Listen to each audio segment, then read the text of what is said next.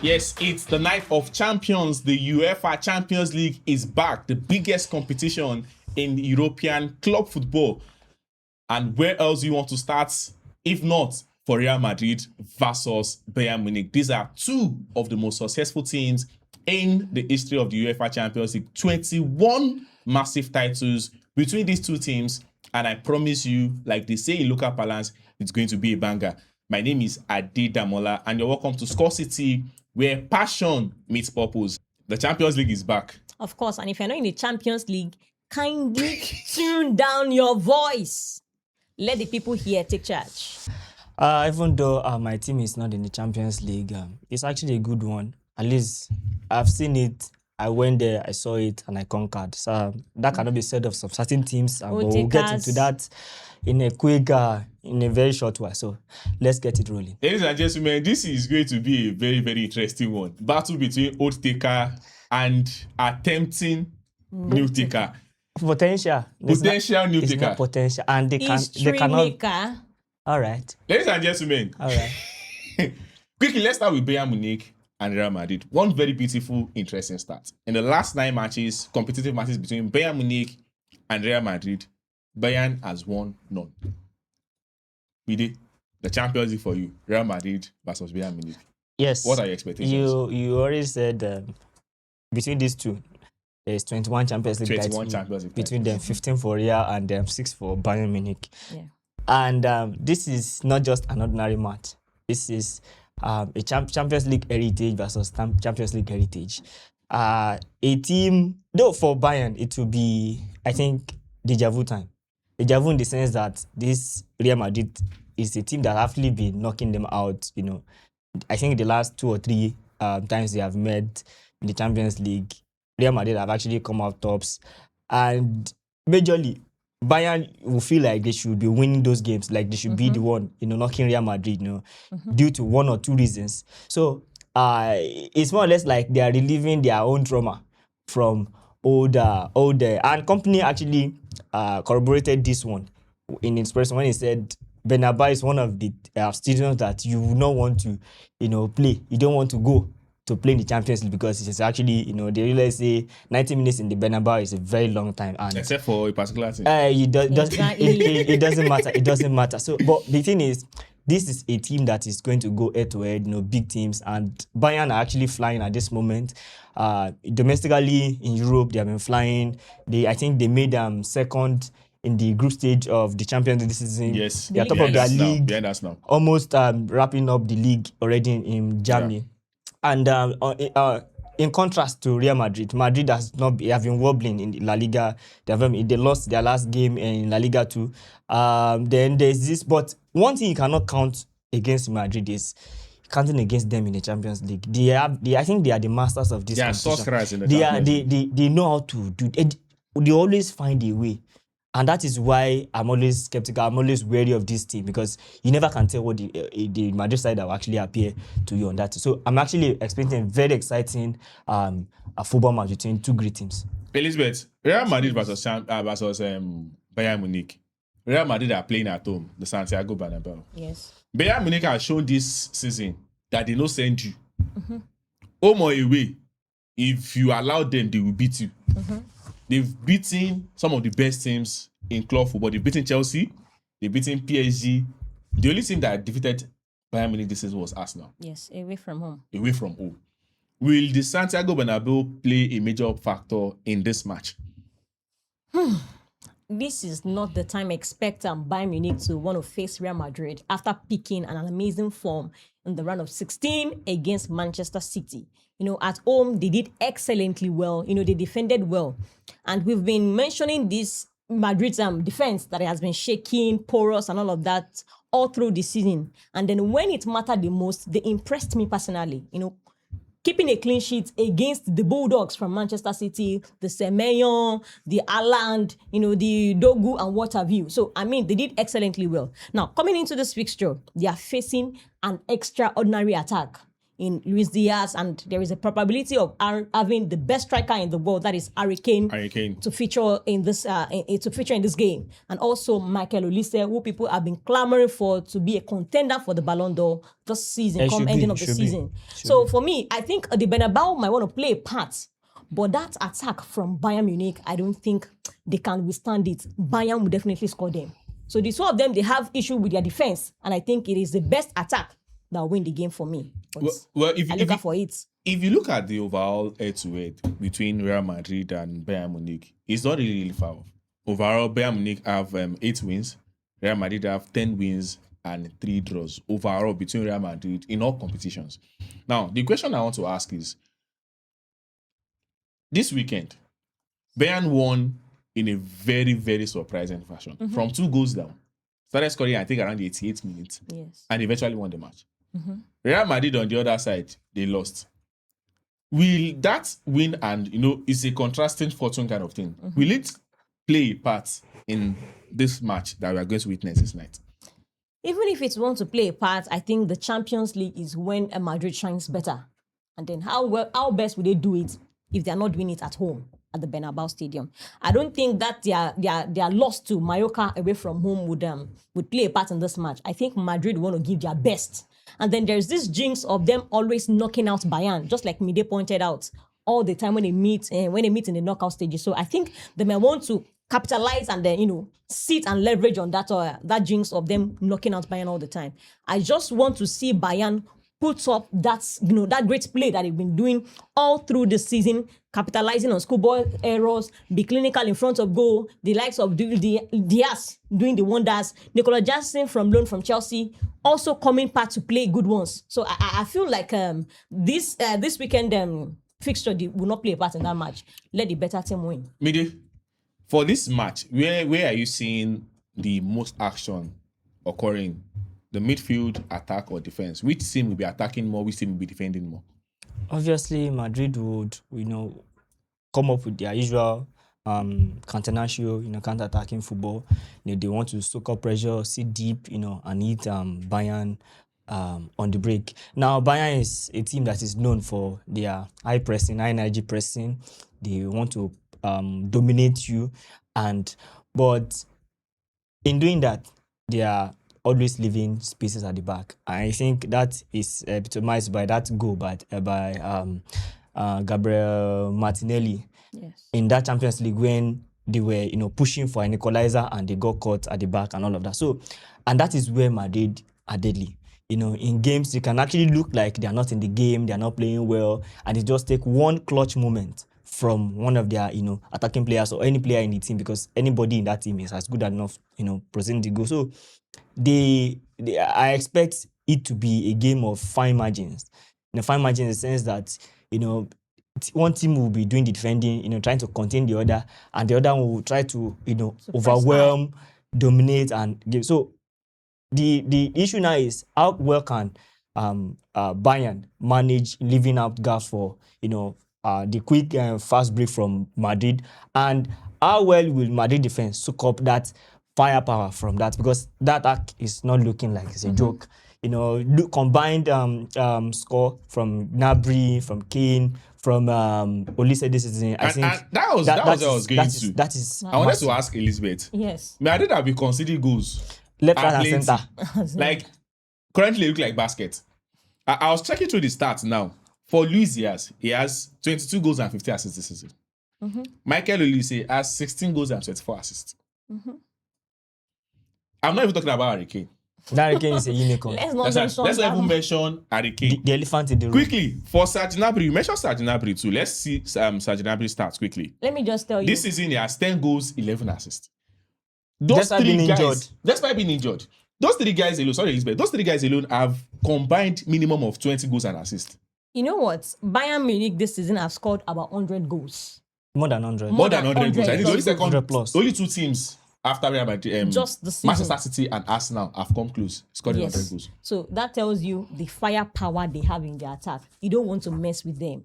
They went to Park the Prince, and then they showed dominance. Even they had man down. With a man down. So all through that game, from the first minute to the 90th minute. So I think this attack, Teams have been going to Bayern- Bergamo and they have been losing. Chelsea, I've forgotten Just to mention a few. just to mention a few. He reached Bayern And time. they went there, they pounded them. What was the aggregate? I think they won the first leg 6-1. Second leg. The second leg they won around. Was it not I think that was- six? Was it not 6 No. I think it was around 4 4 or or 5. 5. So, In so aggregate, it they won was 10-2. a whitewash. So this is a team that can actually, and one thing I love about Bayern is they don't be like, okay, let's show some mercy. They are always don't show professional to the respect. team. They don't just- send your papa. They Once beat you. They beat you. They want to beat you well. Hands They want down. you to beat you and show that this is not a fluke. We are actually very, very convinced. So And I think that is what compliment one- from a Pep too. Yes, Even so- if he's winning, he's still bringing in attackers. Yeah, exactly. So Bayern in this game would, do their thing. I expect, a firecracker game. Like I said earlier, one team doing the attacking, the other one to eating on the Doing the break. defending. I want to see an exciting. It's going to be end-to-end. an exciting game. Of That course. one I can End-to-end guarantee. game, It's yes. going to be an exciting game. Yes. I want to believe that the team that takes its chances the most would actually eventually win. I don't actually see this game, being decided in the first leg yet. Yeah, I'm Yes. talking about this match. This match, Okay, this match. especially. Okay. Both teams have very beautiful strengths going up front. Of course. Mbappe, Rodrigo, Then and Vinicius let's not and forget Alaba. that joker in the Real Madrid team, Federico Valverde. Pavard, knows how yes, to play yes, the yes. Champions He has been so clutch for them this season. He has scored Very fantastic He goals. instrumental. He lost That the Champions hat-trick League. against Manchester City is actually It was wow. beautiful. Quickly, let's look at another one I beat him. Yes, I call them the one I beat him. The Ori Ogbadi FC of football generally. The Ori Ogbadi one of football. Okay. They are always trying to be. Here we go again. You understand? But they have not been able to do it. Arsenal playing against Sporting Lisbon. Sporting Lisbon has not lost a game at home this season. Arsenal are coming on a bad form. 2 matches played back to back, 2 losses. Away. Let's say these are be considered away matches. Wembley, not Emirates. St. Mary's, Mary. not Emirates. Now they are going to another stadium. Yeah. Elizabeth, Jose Alvalade. Arsenal. Here we go. And my heart will leave you never. Which song are you singing? Let's forget what has Can you happened. people sing the Champions League anthem? Don't worry. Do like this. Do like this. Now, looking at this game, I want to believe that Arteta came out already and then addressed everybody. Now he has already addressed everybody. No, this one is different. After losing like this. No, now imagine Arsenal. Imagine, we lost to Man City before the international break. Coming back again. That to is the FA expected Cup. actually. International break sef did not give you break. I'm You still telling lost you, again. and then we lost again. So coming to this fixture, I see Arsenal winning, and the first time and the only time we've lost to Sporting is we lost on penalties. 5-3 on penalties. We drew the game 1-1. So at Emirates, I guess. So I feel like this fixture will be an interesting one for Arsenal, and then I want us to take very notes and be cautious of Sporting's attack, because against Bodo Glimt in the round of 16, they were solid. 5 I mean, goals. they came out, not just the goals, the way they played, the manner at which they came out from the first minute of that game.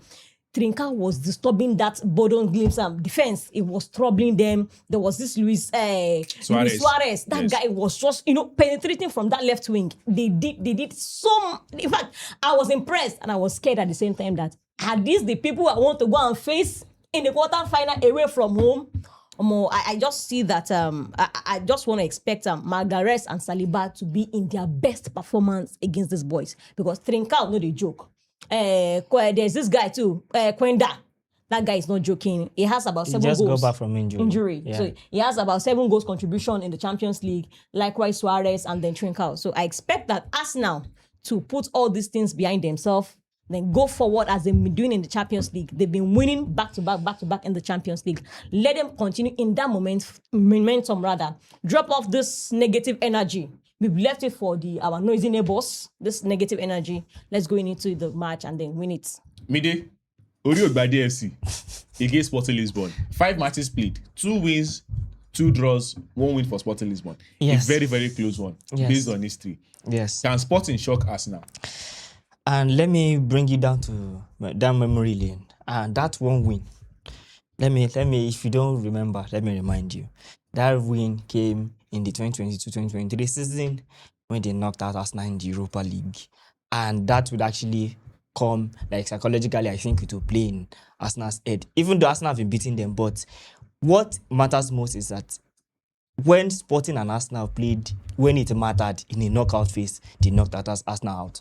That is one thing. The last time Arsenal played Sporting at home, Arsenal defeated them 5-1. No, I said when it Even with mattered their best player. in a knockout game. Not, I understand in the group phase. Arsenal beat PSG last season in the group stage, and what happened in the knockout? When it mattered, that is where they have actually come against Arsenal. Now, another thing is that, like Lizzie mentioned, Sporting has been a team that has been very fearless. They've been direct, high intensity. They press very, very high and hard, and they know how to punish mistakes. You know, when you leave spaces like Bayern used to do, they punish you. Now, the question is, Arsenal want to control the game, you know, dominate ball and every other thing, but can they actually, on evidence of the last 2 games that Arsenal have played, can they, and with the long list of injury that is piling up by the day for Arsenal, can Arsenal, you know, survive that onslaught from Sporting at Verde Stadium? Now, that is the kicker for me. Now, are we saying Arsenal is going to go there and you know, blow them out of water? I don't think so. They want to dominate and all of those things, but where it mattered most is them punishing or them giving Sporting the impetus to in that second leg at the Emirates. So that game, it will be a very tight one. As much as Arsenal have more than enough for them, I think it will be a very tight game. You know, a game of fine margins. Arsenal are not that very good. You know, form-wise, psychologically, they are down now, and they want to make a reaction. So that is where I think Arsenal needs to really work on. Elizabeth, Yes. Gyökeres is going back to his hometown. I say hometown. This was the same Sporting Lisbon. His former home, not his hometown. Victor's Debris. For Victor Gyökeres, what he did with Sporting Lisbon, you can call Sporting Lisbon his home. Maybe his second home. The immediate replacement for Victor Gyökeres, he has actually been doing wonder this season. Yes, and I think he has like 27 goals already, and I think 10 assists this season for him, which is a big testament to the scouting prowess of Sporting Lisbon. Can Victor Gyökeres eventually deliver us now something big? Well, he's on form right now. He was the one that got Sweden into the World Cup with his amazing performance against Ukraine and then against Poland before getting them the spots. So, and I think he coming on as a sub in the FA Cup, he did wonders too. I mean, he got us the equalizer as he came up on all of that. So he's on form. I expect he has the positive energy around him, the support of the fans and every other thing. So I think this is an opportunity for him to prove himself. And with his form, I think he can do wonders. Now, let me ask this question. Over the last 2 matches, Arteta has played Havertz behind Gyökeres, and that's failed woefully. Did it work against Manchester City? Did not work against Southampton. Should he do it again against Sporting Lisbon? In the last game against Southampton, he didn't start Gyökeres, and He puts Havertz in midfield, number Yes, 10, behind behind Jesus. Gabriel Jesus. Yes, that is the point. And let's know who combined for the Arsenal goal against Southampton. Let's leave the No, no, combination for the no, goals. How effective has that combination been? I You think can't give that much credit to Havertz assist because after he received the ball from Margaret in that position, I was expecting him to shoot directly. He had to drag the ball to the if you side a bit. if you shot the ball and he misses the target, Let's you leave the guys argument would of the have goal. hammered Let's him. let's leave the Let argument him of the try goal. first. Let's leave the argument of the goal. My question is, for Havertz, his experiment as a number 10 from Arteta, yeah. should he so far so good has failed? Yes. Should Arteta still stick with that, or you should go back to what has been working for him? With the level of injury that Arsenal possess right now, I think Arteta's hand is a bit Odegaard tied. is back. Declan Rice is available. Uh, Zubimendi is there. are you going to play Zubimendi as a number 10? No. You're not going to play Declan I Rice think I as was a playing number. 4-3-3, not 4-5-1. You're not getting it. Odegaard will go back to his Because- primary position to be Mendy and then Then Rice in partner that the case, midfield. then he's not playing as a number 10. If you insist, he plays. That's what I'm saying. That should Arteta stick to that number 10 rule for Havertz, or you should just go back to his 4-3-3 that was working for him? Well, I think it was limited. I think he sort of rotated towards that formation because of the injuries and the opposition. So he was trying to, mask the team's weaknesses and try to amplify it the best he could. So I think that game against what it would do for me should be going back what he has been doing best, what actually got him results.